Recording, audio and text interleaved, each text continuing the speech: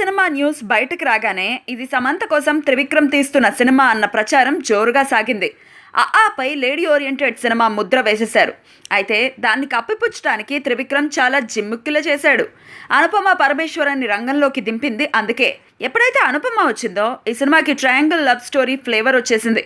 కథలో కూడా ముక్కోణపు ప్రేమ కథ ఛాయలు కనిపించాయి. ప్రేమంతో బాగా పాపులర్ అయిన అనుపమ చేసిన తొలి తెలుగు సినిమా ఇది. విడుదలకు ముందు అనుపమ క్యారెక్టర్ ఈ రేంజ్లో ఉంటుంది, ఆ రేంజ్లో ఉంటుందన్న ప్రచారం సాగింది.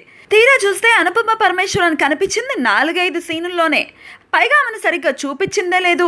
అనుపమ క్యారెక్టర్ కూడా అంత ప్రాముఖ్యత లేదు. అనుపమకి ఎక్కడ ప్రాధాన్యం ఇస్తే సమంత పాత్ర డౌన్ అయిపోతుందో అన్న భయం వేసిందేమో.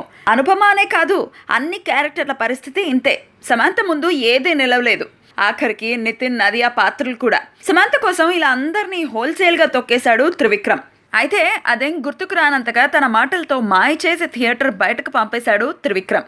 ఆయన ఏమనుకుంటే అది చేయగలడు. అసలే మాటల మాంత్రికుడు కదా.